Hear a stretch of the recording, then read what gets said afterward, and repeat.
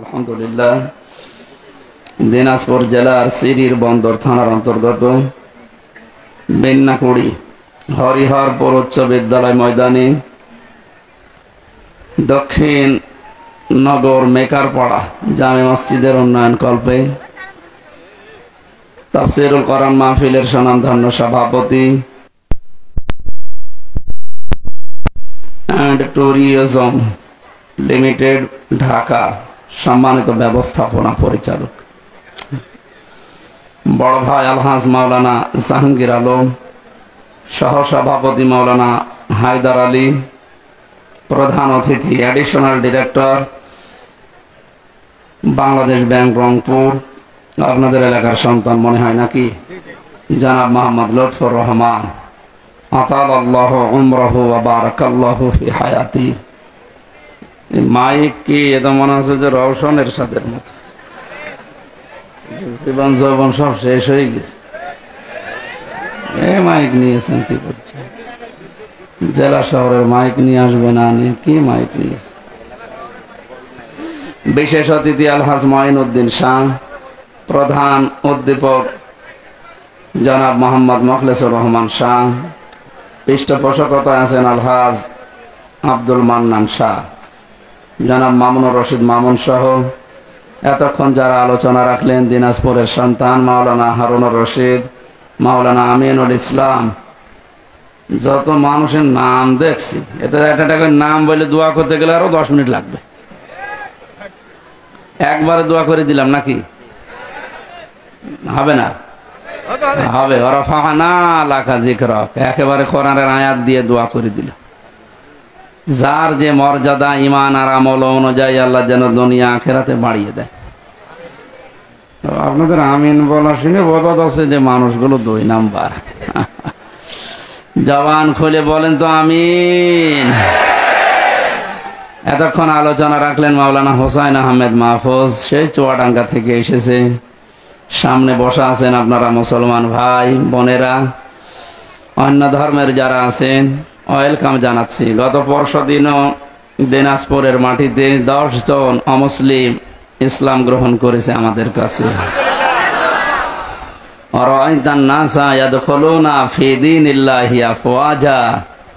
হে নবী, আপনি দেখতে পাবেন দলে দলে পালে পালে মানুষ ইসলামে প্রবেশ করছে।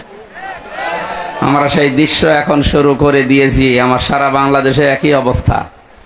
কয়েকদিন আগে চুয়াডাঙ্গায় 2 জন স্বামী স্ত্রী, এর আগে গাইবান্ধায় 1 জন, এরপরে আবার 10 জন। যেভাবে মানুষ ইসলামে আসা, এগুলো তো অমুসলিম। মুসলমানদের ভেতরে যারা মাঝারি আর ছোট জালেম ছিল, বড় জালেম তো সব পালিয়েছে, মাঝারি আর ছোট জালেম যারা ছিল তারাও এখন দিশেহারা, এদিক ওদিক না পেয়ে তারা এখন দলে দলে পালে পালে ইসলামে আসতেছে। তার মানে বোঝা যাচ্ছে যে এতদিন ওরা আসল মুসলমান ছিল না। কারণ যারা জুলুম করে ওরা মুসলমান থাকে না, কথা বুঝতেছেন? যারা জালেম এরা আল্লাহর মামলার আসামি। আমাকে মামলা দিয়েছিল এ দেশের যিনি দায়িত্বে ছিলেন উনি, কিন্তু আল্লাহ মামলা দেবে ওনার বিরুদ্ধে, কারণ উনি জালেম গণহত্যাকারী হিসাবে তামাম দুনিয়ায় এখন স্বীকৃতি পেয়ে গেছে। তামাম দুনিয়ায় 228টা রাষ্ট্র, 57টা মাত্র মুসলমান রাষ্ট্র, বাকি সব তো ইহুদি খ্রিস্টান বৌদ্ধ হিন্দু। এগুলো দুনিয়ার সবাই এখন ঘোষণা দিচ্ছে। যিনি পালিয়ে গেছে, গত 2 দিন আগে তার ছেলে স্ট্যাটাস দিয়েছে, আমার মা কুকুরের মতো পালিয়ে গেছে।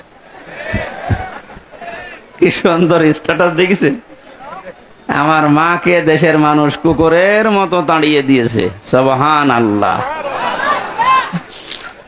সুতরাং যিনি পালিয়ে গেলেন, তিনি সহ যারা দোসর ছিল, জালেমদের বড় বড় দোসরগুলো, যারা সরাসরি গণহত্যার সাথে জড়িত, 1150 মানুষ হত্যা করেছে এই দেশে 5 তারিখের আগ পর্যন্ত।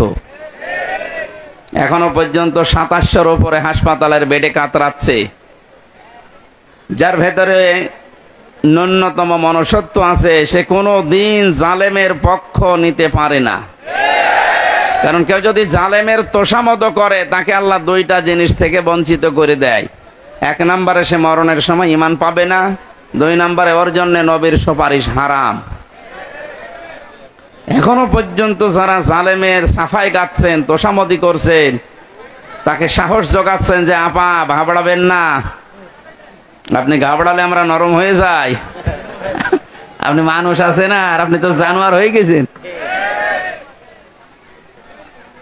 আপনার এই সমস্ত কথা শুনে পাগল পাগলামি করে বলছে যে না আমি পাশে আছি, চট করে ঢুকে পড়বো, আপনি আসেন, আপনি আসেন। মাথা খারাপ হয়ে গেলে মানুষ কি না বলে কি না করে। এক লোক ছেলেকে বলছে, এই দোলা ভাই দাঁড়াও। দোলা ভাই মানে একবারে বাড়িতে গিয়ে বলছে, মা আমি মারা যাব। মারা যাবে কেন?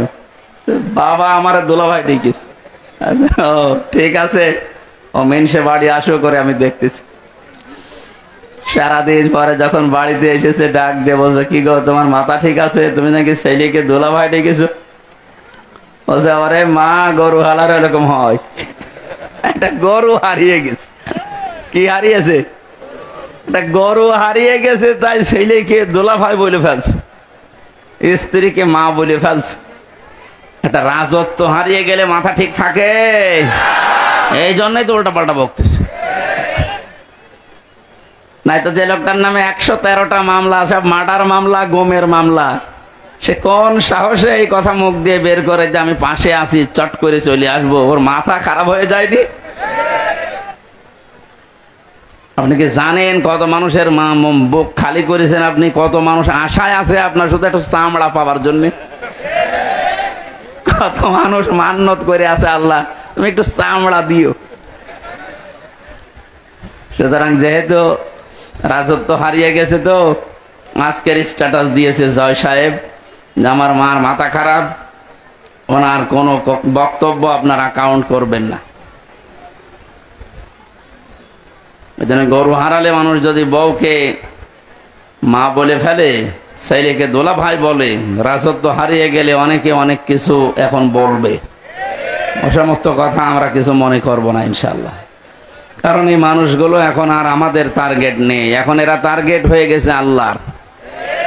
জালেমরা টার্গেট কার? এটা তো আমি বানালাম নাকি?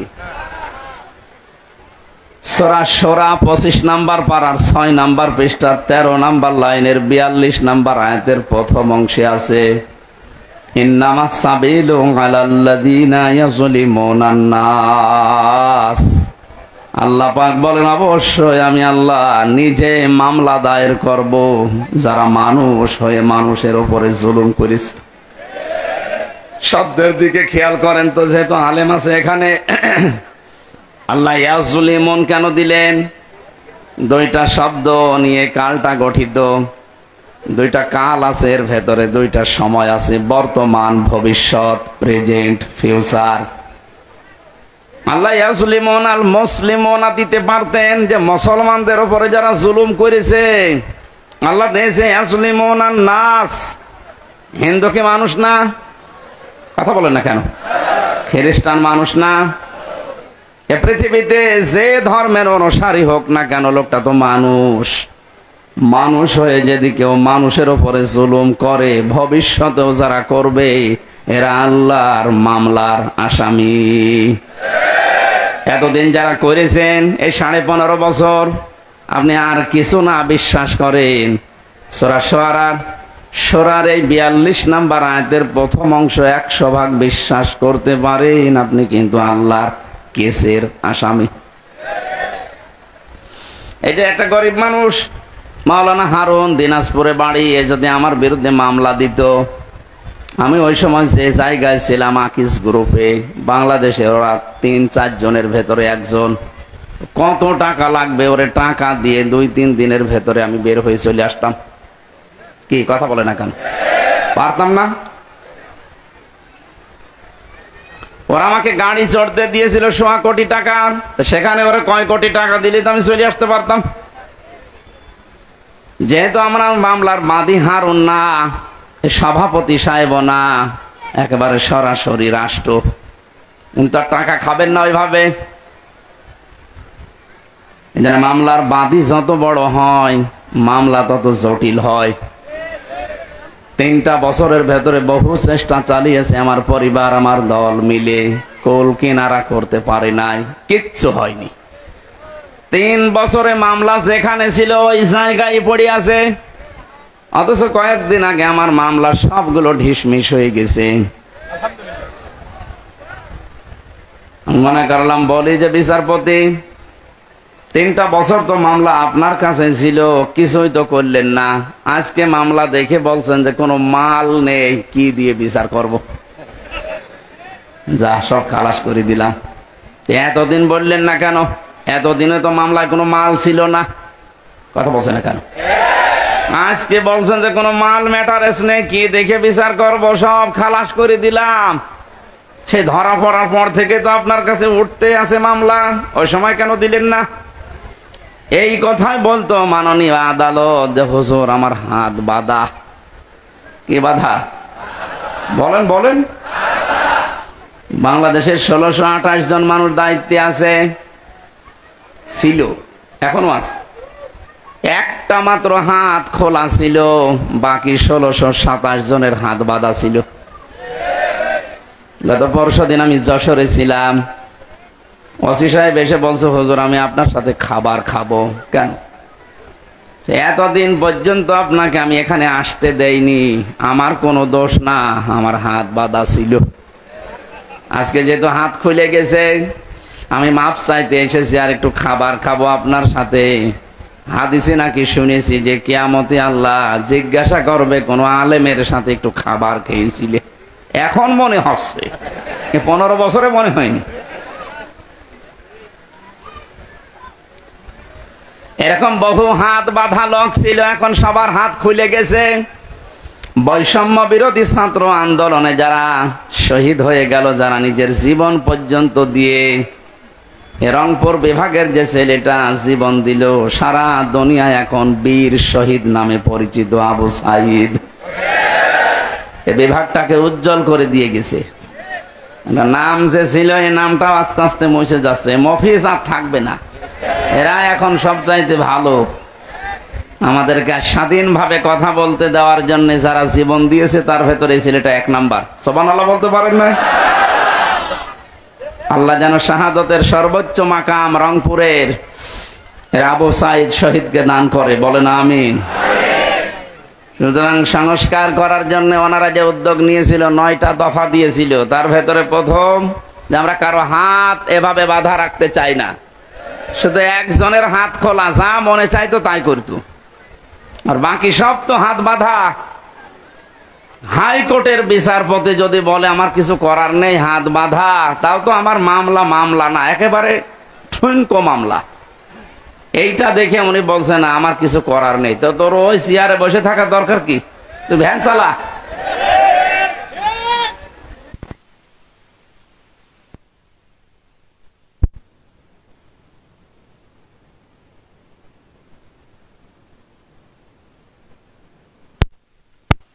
সামনে আপনাদের দিয়েছি,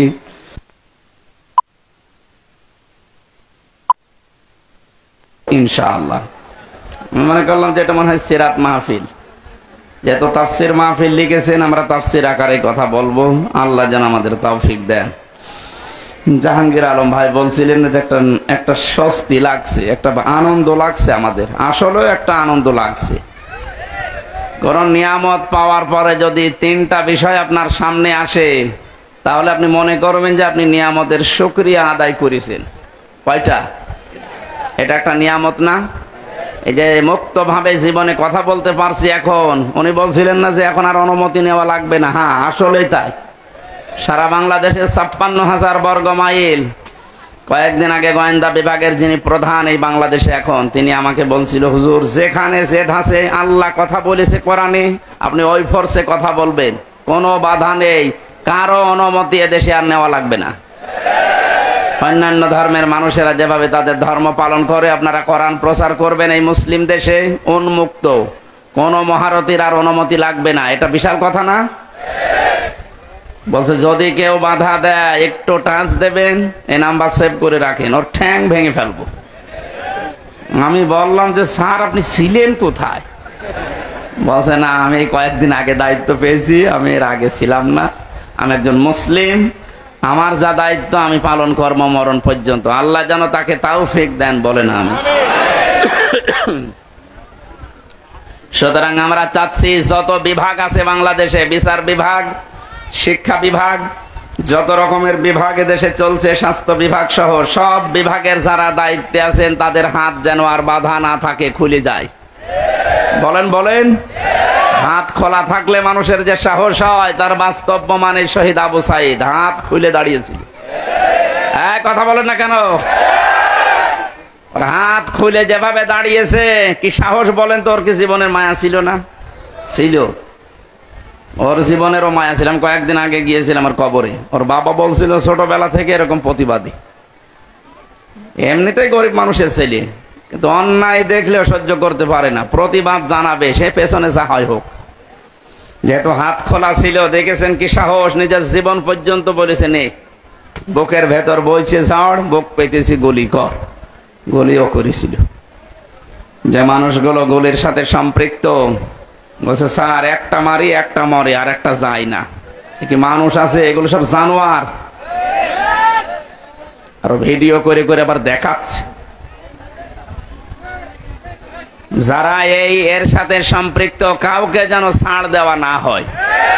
নিরপরাধ যারা একেবারে ছোটখাটো জালেম আছে, এদের অত কিছু করার দরকার নেই। না, ছোটখাটো জালেমেরা কি করবে? আগস্টের 5 তারিখের 1টা পর্যন্ত সব একেবারে জান্নাতে ছিল।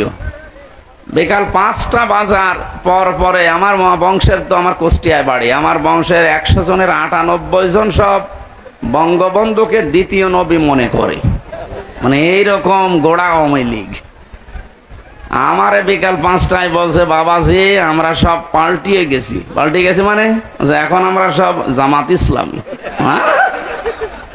জামাত ইসলাম তাও ভালো, পরিবর্তন হয়ে এত দ্রুত 4.5 ঘন্টার ভেতরে ইমান এনেছে, এখন সব পাল্টিয়ে গেছে। এই জন্য ছোটখাটো যে মানুষগুলো মাঝারি ধরনের জালেম ছিলেন, আর একেবারে ছোট জালেম, তারা দেখছে না আর কাজ হবে না, কারণ জালেমরা আর ঘুরতে পারবে না এদেশে। মানুষ এখন বড় সচেতন। যারা আসতে চাচ্ছেন, আমরা তো দেখতে পাচ্ছি দলে দলে মানুষ আসতেছে। এখনো তওবার দরজা খোলা আছে, এখনো এদেশে আপনাদের জন্য উন্মুক্ত আছে। ছোটখাটো জুলুম করেছিলেন, ফিরে আসেন, ওয়েলকাম জানাচ্ছি ইসলামে। কোথায় আসবেন বলেন তো? ইসলামে আসবেন। আল্লাহ ইয়াজলিমুন আন নাস এমনি দেয়নি, ওই জুলুম তো বন্ধ হয়ে গেছে, কিন্তু এখনো জুলুম থেমে নেই। আপনি কি মনে করছেন জুলুম বন্ধ হয়ে গেছে? এখন অনেক ঘাপটি মারা মুনাফিক ছিল এই 5 তারিখের পর থেকে আজকের এই 13 তারিখ পর্যন্ত, ওরা এখনো পর্যন্ত থেমে নেই, ওরা এখনো চালিয়ে যাচ্ছে। যারা এগুলো করছেন আপনারা থামেন, নয়তো আপনার কপালে ওই জালেমদের মতো আগুন লাগবে। ওদেরকে এতদিন জালেম বলতেন আপনি নিজে, আর এখন নিজেই জুলুমবাজ হয়ে গেছেন। এখন আপনি নিজে মানুষের বাড়ি ঘরে আক্রমণ চালাচ্ছেন দিনে রাতে, চাঁদা তো আবার চালু হয়ে যাচ্ছে। এগুলো মানুষ না, এগুলো জালেম, এগুলো মামলার আসামি আল্লাহর। কার? যারা আল্লাহর মামলার আসামি হয় তারা আমাদের বন্ধু হতে পারে? এই জন্য আপনারা থামবেন। আপনারা যদি না থামেন, জনগণ উপযুক্ত জবাব দেবে সামনে ইনশাআল্লাহ। আজকের জরিপ দেখেছেন সকালে, ইন্টারন্যাশনাল জরিপ বের হয়েছে বাংলাদেশের। 100 জনের 28 জন জাতীয়তাবাদী দল যেটা আছে এটাকে সাপোর্ট করছে। 100 জনের 14 জন যারা বিদায় নিয়েছে জালেমদের সাপোর্টে আছে।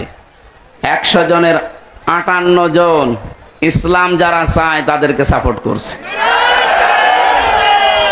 এটা যদি অব্যাহত থাকে, চুপ করেন। জালেমরা তো বুঝে ফেলেছে, মুনাফিকরাও অনেকে বুঝেছে যে না, এত দিনকাল ভালো না। এই কয়দিনের ভেতরে যদি 58 ভাগ হয়ে যায় ইসলামপন্থীরা, আর 1 মাস যেতে দেন, 100 ভাগের 80 ভাগ হয়ে যাবে ইনশাআল্লাহ। এই জন্য অনেকে বলছে না আর দরকার নেই, তাড়াতাড়ি আপনি দেন, আমরা আবার বসি। আবার বসি মানে জায়গাটা যদি ক্লিয়ার না করে ওই জায়গায় দেন, আবার তো দিনের ভোট রাতে হবে। এক লোক বিয়ে করে কেবল বাসর ঘরে ঢুকবে,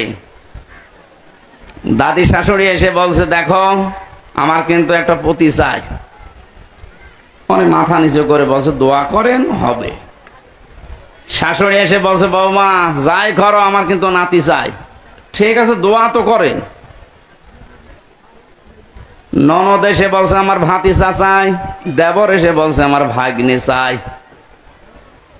স্বামী এসে বলছে, তুমি কি করবা জানি না, আমার কিন্তু বেবি চাই। বউ এবার মুখ উঁচু করে বলছে, স্বামী আপনার বংশের কি সব পাগল? কেবল আসলাম, এখনো কিছুই হইল না, আর আপনারা এক একজন বেবি চান, ভাতিজা চান, পতি চান, নাতি চান। আমার সময় তো দেবেন 10 মাস 10 দিন। সময় না দিয়ে যা করেছেন, আরম্ভ করেছেন, আমি পাবো কোথায়? আমি কি ওগুলো ফ্লেক্সি লোড করে সাথে নিয়ে আসবো? যাদের আমরা দায়িত্ব দিয়েছে ছাত্র জনতা মিলে, এরা কি ফ্লেক্সি লোড করে নিয়ে আসবে? এই জায়গাগুলো পাল্টাতে হবে না? একটু সময় তো দেবেন, অন্তত 10 মাস 10 দিন। আর কথা বলেন না কেন? এখনই লাফাচ্ছেন। জামাতে ইসলামীর কেন্দ্রীয় আমির ডাক্তার শফিকুর রহমান জানিয়েছে, আমরা সময় দিতে চাই, যৌক্তিক এবং সম্মানজনক একটা সময় চাই। যে সমস্ত জায়গাগুলো এই 15.5 বছরে পুরাটা নষ্ট হয়ে গেছে, আপনি একটু ভাবেন তো, কত বড় দুর্নীতিগ্রস্ত হলে জাতীয় মসজিদের ইমাম পালিয়ে যায়। কেন্দ্রীয় মসজিদ বায়তুল মোকাররমের ইমামও পালিয়ে গেছে। কোথায় ছিল দেশটা? প্রত্যেকটা দিক আর বিভাগে এরকম। এই সুনামগঞ্জের সাল্লায় দেখলাম একটা ইসলাম শিক্ষা পড়াচ্ছে হিন্দু টিচার। আপনি বলেন, হিন্দু সে ইসলাম শিক্ষা পড়াচ্ছে, কোথায় নামিয়েছে ইসলামকে? শিক্ষা ব্যবস্থা কোথায় নিয়ে গেছে? প্রত্যেকটা জায়গা এরকম। বিচার বিভাগ কোথায় গিয়েছিল আপনি টের পাননি? কালামানিকের দিকে তাকিয়ে বিসি উড়ে গেছে। মানুষের কি রাগ বলেন তো, যে জায়গা আর দেখতে পাইনি, এমন জায়গায় লাগিয়েছে যে ছাতা বিসি শেষ। কে যেন ডাবিং করে বলছে, তাই বলে আমার বিসিতে মারবে? লজ্জা আছে ওর? এই শয়তান জায়গায় থাকতে যে জুলুম অত্যাচার করেছে, আল্লাহকে ভুলে গেছে নাকি? ওয়ালা তাহসাবান্নাল্লাযীনা ওয়ালা তাহসাবান্নাল্লাযীনা যালামু, হে নবী আপনি কি মনে করেন, ওয়ালা তাহসাবান্নাল্লাহা গাফিলান আম্মা ইয়ামালুয যালিমুন, নবী আপনি কি মনে করেন যে আমি জালেমদের সম্পর্কে একেবারে বেখবর হয়ে বসে আছি, আমার কোনো খোঁজ খবর নেই? সবচাইতে বেশি খবর রাখে আমি জালেমদের। আল্লাহ যে জালেমদের খবর রাখেন, এটার বাস্তব প্রমাণ দেখেননি? আর কি দেখবেন বলেন তো? আমার জীবনে সব পূরণ হয়ে গেছে। ও কালা মানিক যেদিন খেজুর পাতায় না কলা পাতায় ছিল, ওই দিন আমার মন ভরে গেছে। যা, আর কিছু লাগবে না। আল্লাহ যদি দুনিয়া আর কিছু নাও দেখায়, আমার আর কিছু দেখার দরকারও নেই। এই জন্য বলছি, সংস্কার যখন আরম্ভ হয়েছে বাংলাদেশের 1628টা চেয়ারের একটা চেয়ারেও যেন আর কোনো আগের লোক না থাকে। ইমিডিয়েটলি তাড়াতাড়ি এই জায়গাগুলো পরিষ্কার করে নতুন মানুষ ওখানে বসান। হয়তো এরা না মাঝে মাঝে নতুন নতুন ইস্যু তৈরি করে আবার এই দেশটাতে পৃথিবীকে দেখাবে যে এখনো আমরা শান্ত হতে পারিনি। আমরা তো শান্তই আছি। এদেশে এখন যে যার ধর্ম ঠিক মতো নিরাপত্তার সাথে পালন করছে, কোনো অসুবিধা নেই। হ্যাঁ, কিছু মানুষ যেহেতু চাচ্ছে এদেরকে যেন উপরে উঠতে না দেয়, ওরা চালিয়েছিল হিন্দুদেরকে দিয়ে, পারে না। আরে যখন পানি নেয়নি, দেখছে আলেমরা মন্দির পাহারা দেয়, তখন আপনি করুন। ওটা বাদ দিয়ে এবার চালিয়েছে প্রধান বিচারপতিকে দিয়ে, দেখি কিছু করা যায় কিনা। ছাত্র জনতা দেখলো না, তখন আর হালে পানি নেয়নি, আবার লাগিয়েছে আনসার। আনসার মানে সাহায্যকারী। কিসের সাহায্যকারী? শয়তানের সাহায্যকারী। এটা দিয়েও পারে নাই, ডাক্তারদের লাগিয়েছে, ওইটাও হাতে পানি নেয়নি। আবার লাগিয়েছে গার্মেন্টস কর্মীদেরকে, ওইটাও যখন আর পানি নিচ্ছে না, ওদের যা চরিত্র, আমার মনে হয় এখন গৌলন্দ ঘাটের বেশ্যাদেরকে লাগাবে সামনে। যত কিছুই লাগেন না কেন, এ দেশের মানুষ কিন্তু এখন আর ঘুমিয়ে নেই। 58 যখন আজকের রিপোর্ট, আর কয়দিন যেতে দিন, 70 হয়ে গেলে এ দেশটা ইসলামের হাতে আসবে ইনশাআল্লাহ।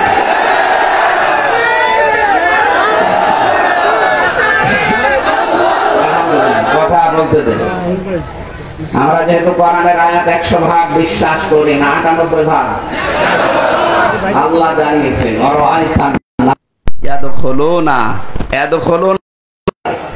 বর্তমান ভবিষ্যৎ, প্রেজেন্ট ফিউচার। এভাবে যখন দেখবেন যে আল্লাহর সাহায্য এসে গেছে, তখন আপনি বিজয় দেখতে পাবেন। আর বিজয় দেখলে সেই কয়টা কাজ বিজয়ের পরে হয়, তার প্রথম কাজে দলে দলে পালে পালে মানুষ ইসলামে প্রবেশ করবে, করবে। এটা অব্যাহত থাক, বলেন আমি। যিনি আমাদেরকে আজকে তাফসীর মাহফিলে নিয়ে আসলেন, এই মুক্ত জীবনে কথা বলতে পারছি মুখ ভরে, মানে জবান খুলে দিয়ে, তাকে ধন্যবাদ জানিয়ে বলছি দরুদ আর সালাম পড়ছি মুহাম্মদুর রাসূলুল্লাহ সাল্লাল্লাহু আলাইহি ওয়াসাল্লামের উপরে। আমার আজকের তেলাওয়াত কিন্তু আয়াত সূরা ফাতিহা। কোন সূরা? বলেন। ফাতাহ শব্দের শাব্দিক অর্থ বিজয়। যেহেতু একটা বিজয় পেয়েছি আমরা, পরাধীন থাকলে মানুষ যে কি অসহায় থাকে আমি রিমান্ডে বুঝেছিলাম। মাটির নিচে যখন আমাকে নিয়ে যেত, মাঝে মাঝে চোখ কালো কাপড় দিয়ে বেঁধে, আমার মাথায় দড়ি লাগিয়ে, হাতে হ্যান্ডকাপ দিয়ে টাঙিয়ে রেখেছিল 11 ঘন্টা।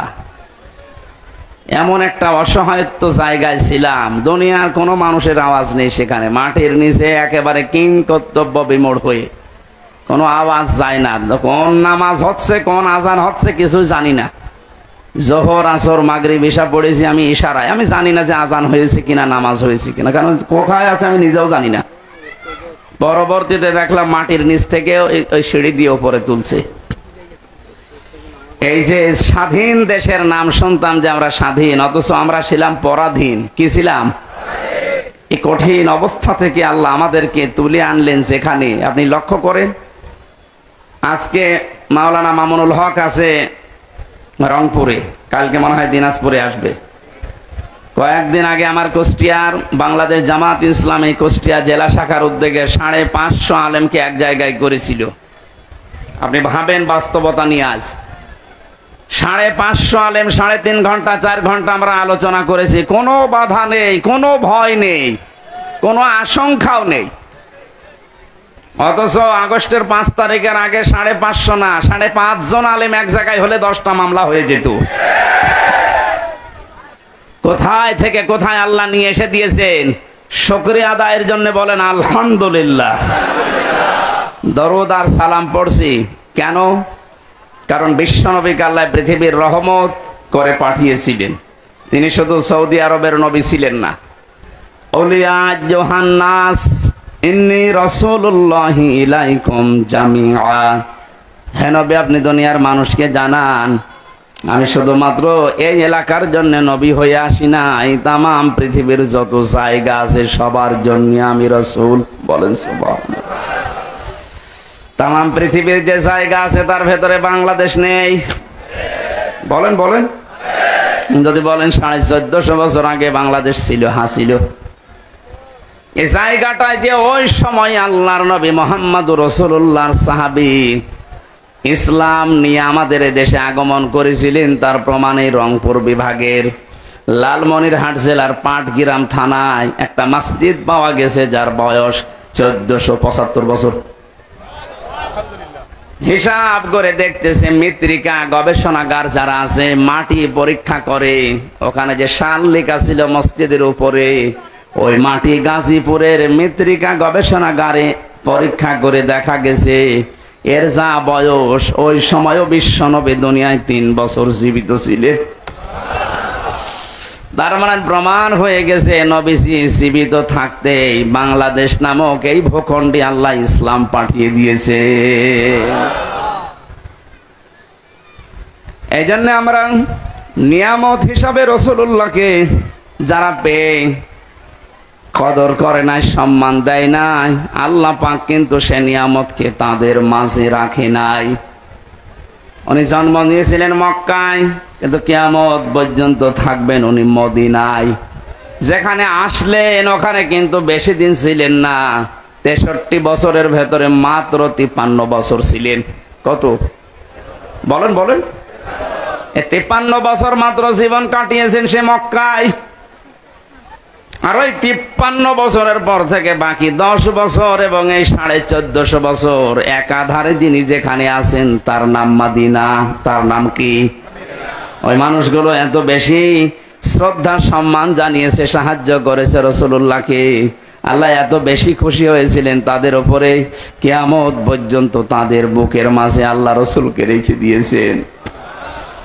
এখানে লাইমস্টোন হজ গ্রুপের ব্যবস্থাপনা পরিচালক আছে, হাজার হাজার মানুষকে দেশ থেকে উনি আল্লাহর ঘরের মেহমান করে নিয়ে যায় খেদমতের জন্য।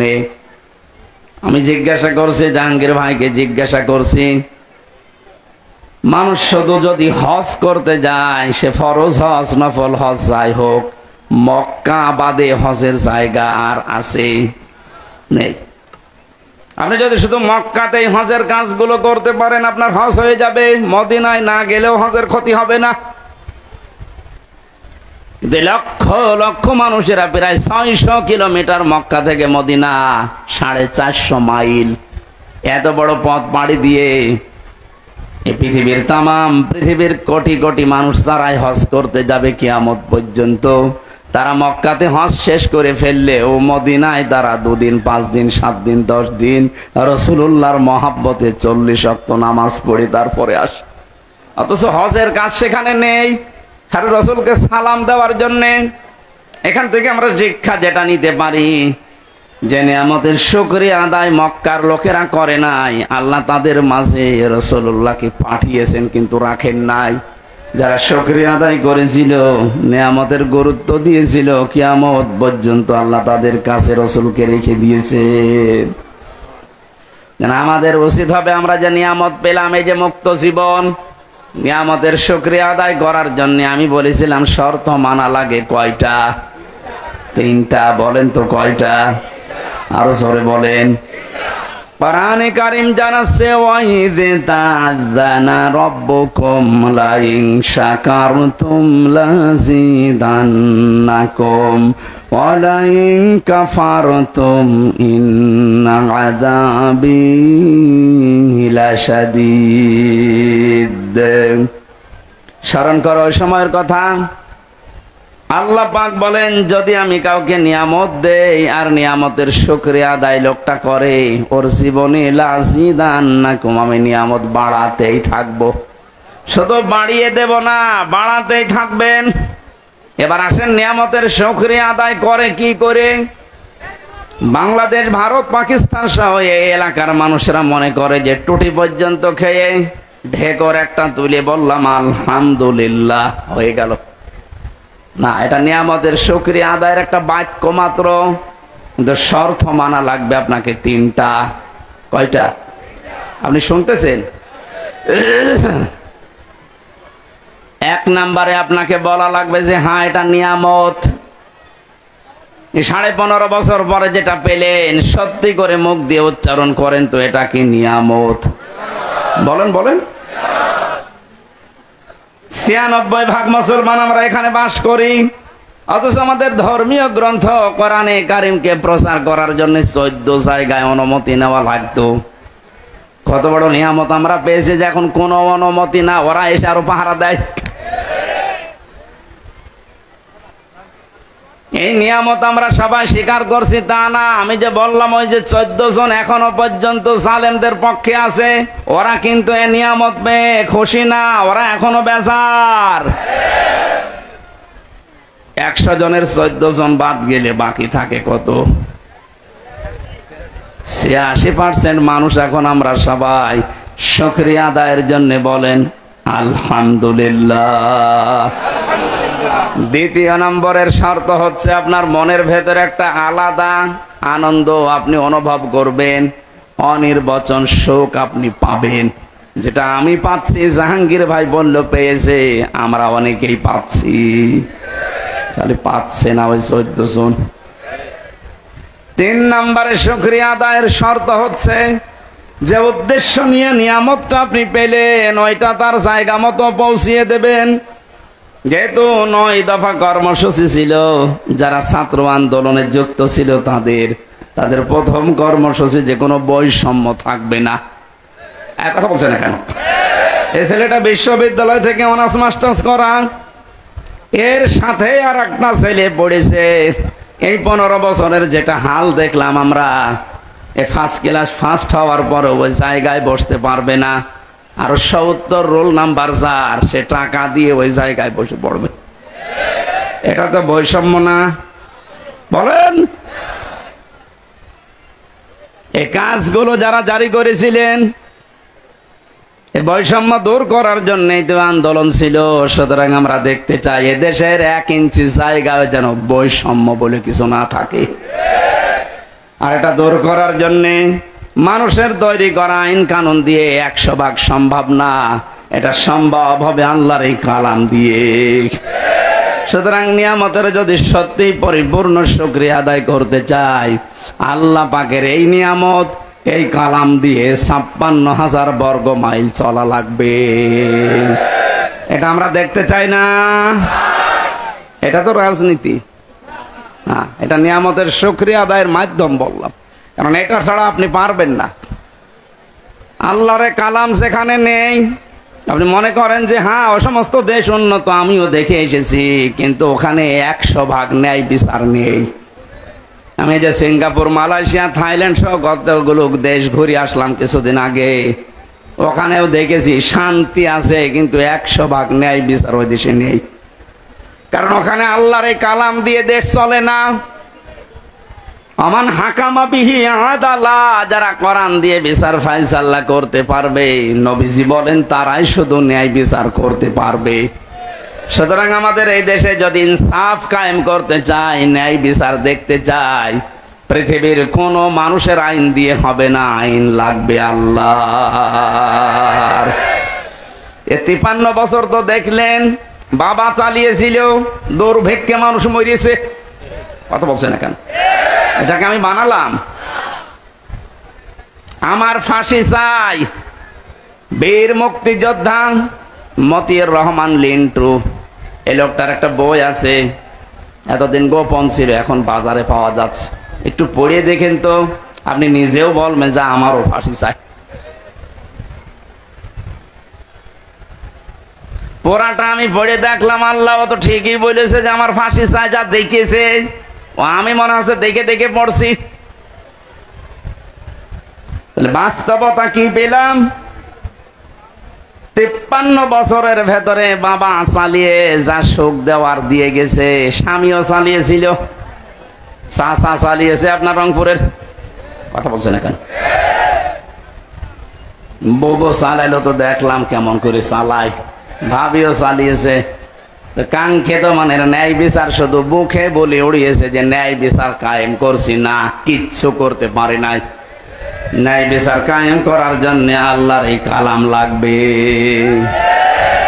একটু আশা হয় না, একটু তামান্না জাগে না মনে, যে আল্লাহর এই কালাম দিয়ে দেশটা চললে কেমন দেখা যায়, এটা আমরা দেখতে চাই। কারা কারা দেখতে চান দেখে লিল্লাহে তাকবীর।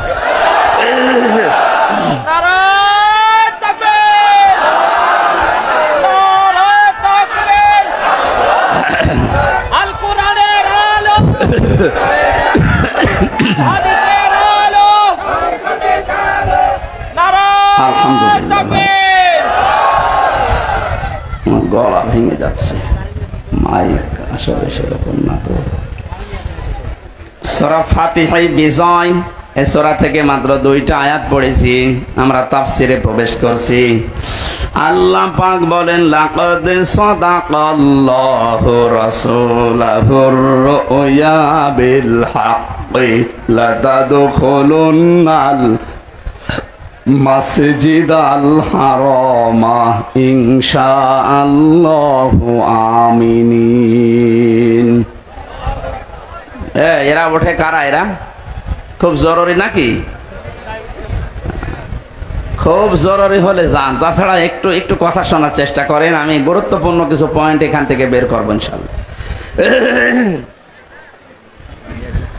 আল্লাহ পাক বলেন, অবশ্যই আমি আমার রাসূলকে যে স্বপ্ন দেখিয়েছি, এই স্বপ্নটা অতি শীঘ্রই বাস্তবে রূপ দেব।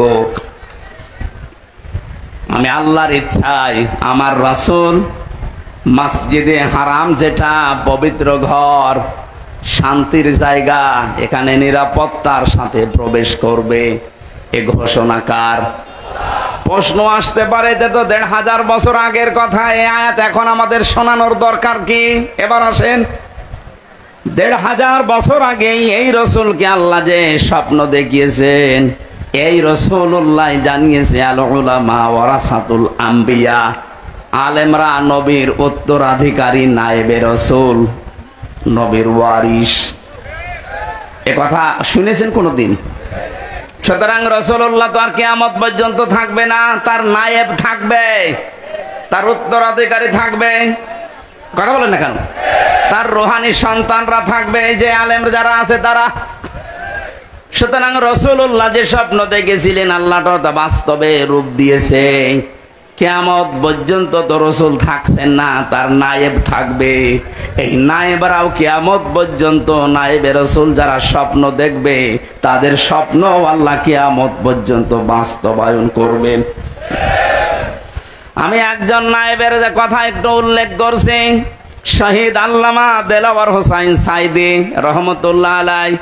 উনি যে নায়েবে রসুল, আপনার কি ধারণা আছে যে না উনি নায়েবে রসুল না? শুধু এ দেশে না, সারা বিশ্বের ভেতরে যদি ১০ জন আলেমের তাফসীর মানুষ ডাবিং করে শোনে, তার ভেতর উনি একজন। আমি পৃথিবীর বহু দেশে গেছি, যেখানেই যাই সেখানে ডাবিং করে করে আল্লামা দেলাওয়ার হোসেন সাইদি, ডাক্তার জাকির নায়েক, এই মানুষগুলোর লেকচার মানুষ শোনে। ওনাদের গুলো তো কাটা কাটা, সাইদি সাহেবেরটা যেহেতু কাটা কাটা না, সুর দিয়ে বলা হয়। দুনিয়ার মানুষেরা অনেকেই সুরের পাগল, এই জন্য ইনার তাফসীরটা বিভিন্ন ভাষায় ডাবিং হয়ে মানুষগুলো শুনতেছে, বোঝে না অনেকে, তারপরও কান্দে। ওনার কণ্ঠের ভেতরে একটা এমন একটা মায়াবী জিনিস দিয়েছিলেন। আমি অনেক কঠোর মানুষকে দেখেছি, ওনার নাম শুনতে পারে না, কিন্তু ওনার কণ্ঠের তাফসীর শুনলে বসে জিমায় যা কথা। ঠিক আছে, রাসূলুল্লাহকে আল্লাহ বলেন লাকাদ সাদাকাল্লাহু রাসূলাহুর রুয়া বিল হক, অবশ্যই আমার রাসূলকে আমি যে স্বপ্ন দেখিয়েছি ওই স্বপ্নকে আমি বাস্তবে রূপ দেব। ওনার স্বপ্ন তো ১৪০০ বছর আগে দেখেছিলেন, ওইটা রূপও দিয়েছেন। হযরতে আবু বকর, হযরতে ওমর জিজ্ঞাসা করেছিলেন, হে রাসূল, হুদায়বিয়ার সন্ধির সময় আপনি বললেন যে আমি স্বপ্ন দেখেছি যে মসজিদে হারামে নিরাপত্তার সাথে প্রবেশ করছি, হজ করে তাওয়াফ করে আবার ফেরত যাচ্ছি। কই আপনার স্বপ্ন তো আমরা বাস্তবে দেখতে পাচ্ছি না। এখানে এসে ওরা আমাদেরকে বাধা দিয়েছে। এমন যে সমস্ত শর্তগুলো হুদায়বিয়ার সন্ধিতে আপনি করলেন, একটাও আমাদের পক্ষে আসে না। আপনার স্বপ্ন তো স্বপ্ন না। বিশ্বনবী বলেন, ওমর, আমি কি তোমাকে বলেছি এবছর এই স্বপ্ন বাস্তবায়ন হবে? স্বপ্ন যখন দেখেছি আমার আল্লাহ রুয়া বিল হক, এ শব্দ এমনি এমনি দেয়নি। উনি অবশ্যই ওনার ওয়াদা পালন করবে, সত্যতা হক আদায় করে যথার্থভাবে আমার স্বপ্নকে উনি দেখাবেই। ঠিক পরবর্তী বছরে আল্লাহ সে স্বপ্নকে বাস্তবায়ন করে দেখিয়েছে। রাসূলুল্লাহ এখন নেই, সেহেতু বারবার বলছে এগুলো রসুলের নায়েব, রাসূলের ইস্তালাভিষিক্ত মানুষ, ওনারাও যে স্বপ্ন দেখবে। শহীদ আল্লামা সাইদি যে স্বপ্ন দেখেছিলেন এই দেশে কালেমার পতাকা উড়বে, এটা আমি বানালাম। এক কথা বলেন না কেন? ইঁদুরের গর্ত খুঁজে পাবেন না, উনি কথা বলেছিলেন। বাস্তবে আমরা দেখলাম যে ঠিক পাইনি। বলেছিলেন শুধু নাড়া দেওয়া হবে, দিল্লি গিয়ে পড়বেন, ঠিক পড়েছি। ওনার স্বপ্নগুলো একটা একটা করে সবই দেখছি বাস্তবে রূপ নিচ্ছে। ওনার আরো স্বপ্ন ছিল ৫৬,০০০ বর্গ মাইল উপরে কালেমার পতাকা উড়বে। শুধু উড়বে বলেননি, বলেছিলেন জালেমদের নাকের ডগার উপর দিয়ে উড়বে। ঠিক এখন তার দিকে যাচ্ছে। রাসূলুল্লাহর স্বপ্ন আল্লাহ যেভাবে দেখিয়েছেন, রাসূলের নায়েব শহীদ আল্লামা দেলাওয়ার হোসেন সাইদি রহমতুল্লাহ আলাই, তার স্বপ্নকে আল্লাহ মনে হচ্ছে খাপের খাপ মিলিয়ে দিচ্ছে। শব্দের দিকে তাকিয়েছেন, ইনশা আল্লাহু আমিনিন, যদি আল্লাহ চাই। হয়তো আল্লাহ 15 বছর 16 বছরে চাইনি, এজন্য নিরাপত্তা আমরা পাইনি। এখন যেহেতু আল্লাহ চেয়েছেন, রাসূলুল্লাহটা চেয়েছিলেন 1 বছর পরেই, আর আমাদেরটা একটু দেরি হয়ে গেছে। তারপরও আমরা হতাশ না। এই কথা বলেন না কেন? আল্লাহ পাক বলেন ইনশাআল্লাহু আমিনিন, নিরাপত্তার সাথে আমার যে ঘর মসজিদে হারাম, এই পবিত্র ঘরে হে নবী আপনার সাহাবীদেরকে নিয়ে আপনি প্রবেশ করতে পারবেন। আমরা দেখেছি ইতিহাস থেকে এই সূরার 18 নম্বর আয়াত আপনারা শুনছেন। হুদায়বিয়ার সন্ধির সময় 1300-1400 মানুষ নিয়ে এসেছিলেন নবীজি। 1400 সাহাবী নিয়ে তিনি হজ করতে আসলেন। হুদায়বিয়া নামক যে জায়গাটা, ওখানে এখন দেখলাম একটা মসজিদ বানানো আছে, একটা খেজুর গাছ আছে পাশে, একটু ছোট্ট বাজার আছে, মানুষ বাজার ঘাট করছে। এই জায়গাতে 1500 বছর আগে রাসূলুল্লাহ 1399 জনকে হাতের উপরে হাত দিয়ে বায়াত করিয়েছিলেন। ও বাংলার মুসলমানেরা, শুধু ঘটনা শোনা না, এখান থেকে বাস্তব শিক্ষা কি? হযরত ওসমানকে পাঠিয়েছিলেন তারা মক্কাতে। ওরা ওসমানকে বেঁধে রেখে ঘোষণা দিয়েছে যে ওসমানকে হত্যা করা হয়েছে। ওই সময় রমজান মাস ছিল। নবীজি সাহাবীদেরকে বললেন, তোমরা সবাই আমার হাতের উপরে হাত দাও, ইহরামের যে কাপড় পরা আছে হজ করার জন্য ওইটা খুলে ফেলো। এখানে যেহেতু হজের ব্যবস্থাপনা পরিচালক আছেন লাইমস্টোন, আমি বারবার বলছি এই কারণে, বাংলাদেশে বহু মানুষ হজের কাজ করছেন। আমি নিজেও গেছি ফরিদপুরের একজনের মাধ্যমে, ঝিনাইদহের একজনের মাধ্যমে। আপনাদের এই এলাকা ভিত্তিক আমি যতটুকু খবর নিয়েছি, শুনলাম, আর ওনারা অনেক দিন থেকে ওই দেশের সাথে পরিচিত। এমন এমন মানুষের সাথে হজে উমরাতে যাওয়া দরকার, যেখানে গেলে আল্লাহর নিদর্শনগুলো দেখা যায়। আজকে আমি আসার পরে যে কথাগুলো শুনেছি, আশা করছি অনেক কিছু ওনারা আল্লাহর নিদর্শন দেখাতে পারবে। এই জায়গাটাতে একটু ঘাপলা আছে। যারা এই কাজগুলো করে ব্যবসার খাতিরে, তারা কিছু টাকা পয়সা বাঁচাতে অনেক মানুষকে আল্লাহর সৃষ্টি নিদর্শন দেখায় না। বহু জায়গা আছে দেখার মতো। আল্লাহ বলেন, কুল সিরু ফিল আরদ ফানজুরু, জমিন ভ্রমণ করো আর নজর করে দেখো। ওনাদের যারা দায়িত্বে আছেন, জাহাঙ্গীর ভাই সহ, মুয়াজ্জিম ভাই সহ, আর যারা আছে, আপনারা যদি যেতে চান ওই মানুষগুলোর সাথে যোগাযোগ করবেন আর বলে দেবেন, এই যে কোরআনে হাদিসে যে বর্ণিত জায়গাগুলো আমাদের দেখান, আমাদের ঈমান যেন যা আছে আরো বেড়ে যায়। আমি তো শুধু হজে যাইনি, 45টা দিন যত কিছু কোরআন হাদিসে পড়েছি সব মিলাতে গেছি। এখানে নবীজি 1400 মানুষকে নিয়ে একজন মানুষকে পাঠিয়েছিলেন, তার জামাই হযরত ওসমান, আর বাকি সব তার সাথে। যেই শুনেছে যে ওসমানকে ওরা হত্যা করেছে, শুধু এই খবরটা, অথচ হত্যা করে নাই, বেঁধে রেখেছিল। নবীজি বললেন, এই গাছের এই বাবলা গাছ, এখানে আমার হাতের উপরে হাত লাগাও, আর 1399 জন যারা আছো হজের কাপড় পরা, হজের কাপড় খুলে ফেলো। যারা আলেম আছেন বলেন তো, হজ করা অবস্থায় কাপড় খোলা না। কোন মানুষ যদি শরীরের পশম খুলে পড়ে যায়, তার ক্ষতি হবে হজের। হজের যে সমস্ত কাজগুলো আছে, একটাও যদি আপনার ওয়াজিব যেগুলো উলট পালট হয়ে যায়, বিনা কারণে আপনি চুল টেনে ছিঁড়তে পারবেন না। কথা বুঝতেছেন? যেখানে চুল টেনে ছিঁড়িয়ে বা এমনি চুল পড়িয়ে যদি টান দিয়ে তাহলে দম দেওয়া লাগে, হজের ক্ষতি হয়ে যায়। সেখানে আপনার ইহরামের কাপড় নবীজি বললেন খুলে ফেলো, সাধারণ কাপড় পরো। নবী কি জানতেন না যে আমার ফরজ হজ নষ্ট হয়ে যাবে? জানতেন না? জানার পরও কেন করলেন? এবার আসেন দ্বিতীয় নম্বরে। ওই সময় ছিল রোজার মাস, আর রমজানে রোজা ফরজ। নবীজি বললেন, সবাই ভেঙ্গে ফেলো রোজা, এখন রোজা রাখা লাগবে না, পরবর্তীতে দরকার হয় রোজা করে দিবা। ইসলাম আমরা কোন জায়গা থেকে, কে কোথা থেকে নিচ্ছি জানি না, ইসলাম নেওয়া লাগবে রাসূলুল্লাহর কাছ থেকে।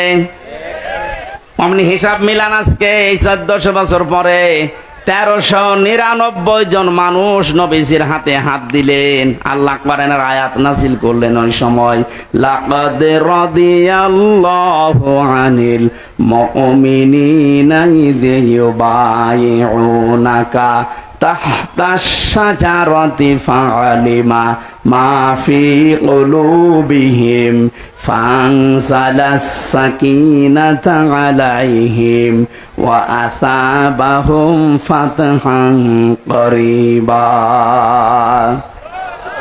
শব্দ দিয়েছেন দেখেছেন লাকাদ, অবশ্যই আমি আল্লাহ রাজি হয়ে গেছি, অথচ কাজ এখনো শুরু হয়নি। আল্লাহ বলেন আমি রাজি হয়ে গেছি। রাদিয়া এটা মাসির সিগা, এটা অতীতের শব্দ।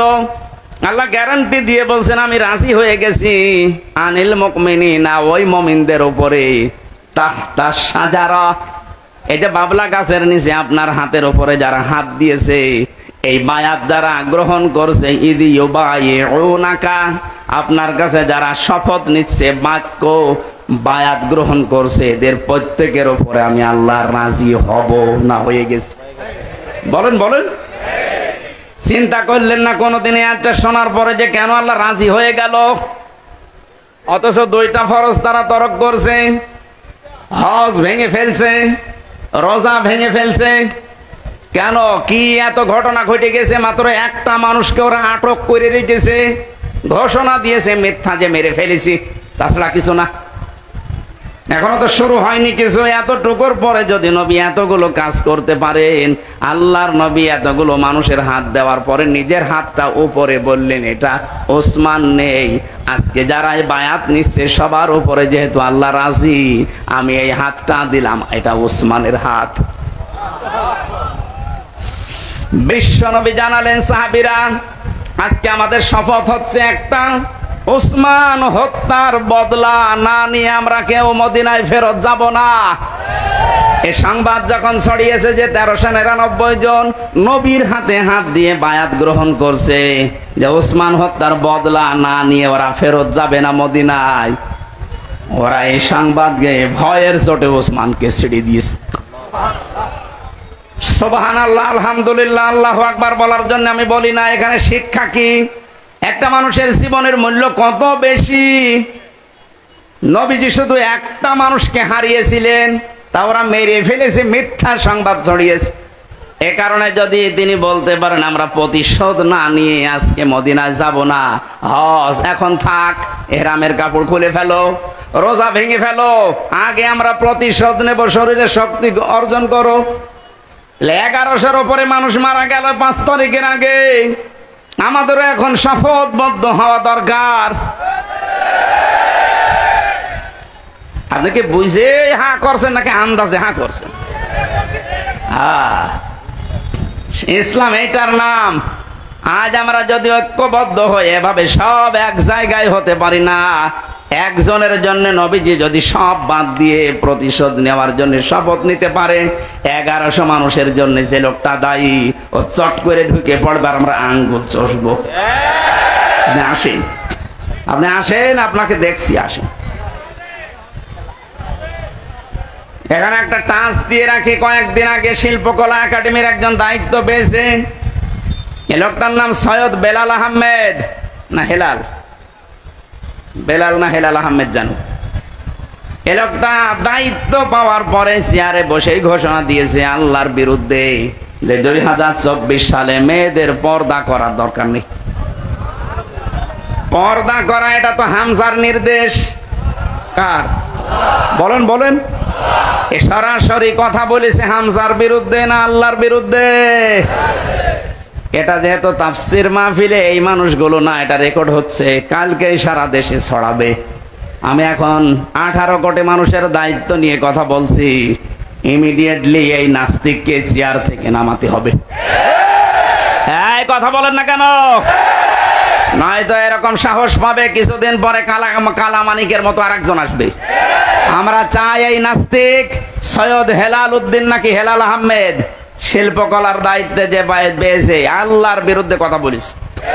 96% মুসলমানের দেশে আল্লাহর বিরুদ্ধে কথা বলা মানুষ আমরা দেখতে চাইছি। আরে না, ওকে পাল্টাতে হবে, ওকে পাল্টাতে হবে। এর জন্য যদি আবার শপথ নেওয়া লাগে, আমরা শপথ নিতে রাজি আছি। স্বপ্ন যখন দেখেছে রাসূলুল্লাহ, রাসূলুল্লাহর নায়েবরা, এ স্বপ্ন বাস্তবায়ন হবে। উনি যখন বলেছিলেন সালেমদের নাকের ডগার উপরে কালেমার পতাকা উড়বে, ইনশাআল্লাহ এই স্বপ্ন বাস্তবায়ন হবে। এই জন্য তো আয়াতের মাঝে আল্লাহ ইনশাআল্লাহ দিয়েছেন, ইনশাআল্লাহু আমিনিন। নিরাপত্তার সাথে আপনি চলতে পারবেন। মুহাল্লিকিনা রুসাকুম ওয়া মুকাসসিরিনা লা তাখাফুন। যখন মসজিদে হারামে প্রবেশ করে কেউ চুল কসর করে, কেউ টাক করে ফেলবে, কোনো ভয় থাকবে না তোমার মনের ভেতরে। ফাআলিমা মা লাম তা'লামু, এটা তো তুমি জানতে না, আমি আল্লাহ তোমাকে জানিয়েছি। আমি আল্লাহ নিজে জানি, কিন্তু তোমরা নিজেরা এটা জানতে না। ফাজআলা মিন দুনি যালিকা ফাতহান করিবা।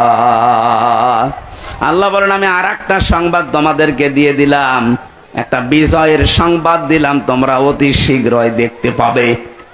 1400 বছর আগে রাসূলকে যেমন আল্লাহ দেখিয়েছিলেন, আমাদেরকে দেখাতে পারবে না, ওই শক্তি আল্লাহর নেই। বলেন বলেন।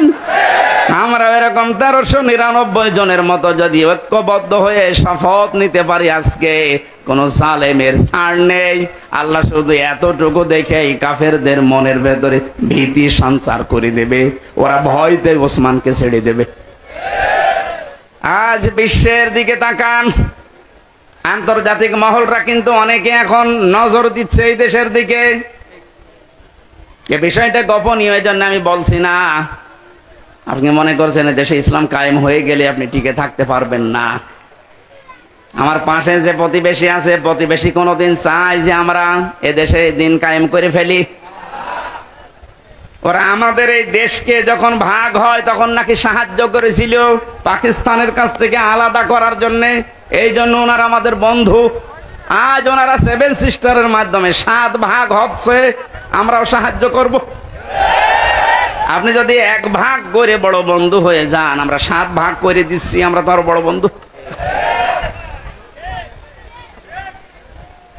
অলরেডি শুরু হয়ে গেছে, যা শুরু হয়েছে মণিপুরে, দেখেন কি হয় কয়দিন পরে। ধুতি নিয়ে টানাটানি বেজে যাবে দাদার।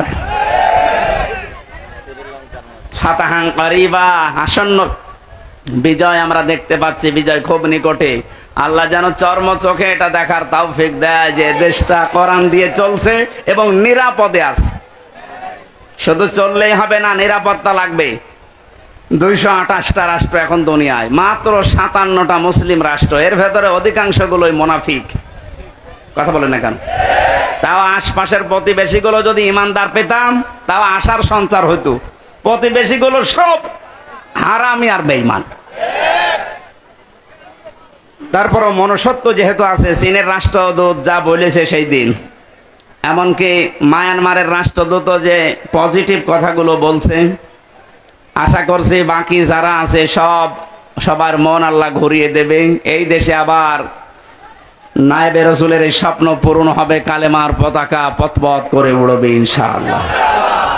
মেয়েদের যে জুজুর ভয়গুলো দেখানো হচ্ছে যে ইসলাম দেশে কায়েম হয়ে গেলে আপনাদের ঘরের ভেতরে থাকা লাগবে, এটা মিথ্যা কথা।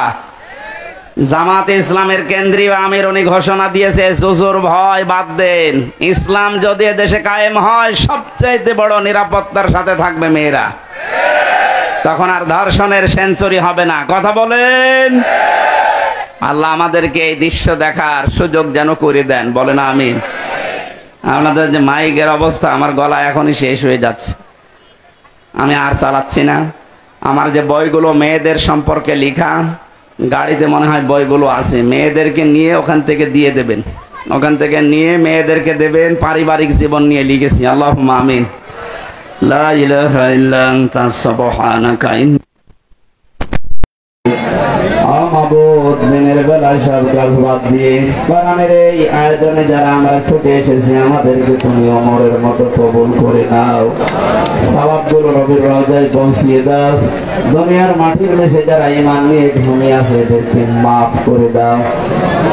রব্বুল আলামিন দৃষ্টি নেমে গেছে, সবাইকে নিরাপত্তার সাথে তুমি বাড়িতে পৌঁছিয়ে দিও। আমাদের রোগশোক থেকে বাঁচাও, জালেমদের থেকে যখন বাঁচিয়েছো, ইসলামটা এদেশে তুমি দাঁড় করিয়ে দাও। যখন মরণ আসবে যেন পড়ি লা ইলাহা ইল্লাল্লাহু মুহাম্মাদুর রাসূলুল্লাহ। বাড়িতে যান, দৃষ্টি নেমে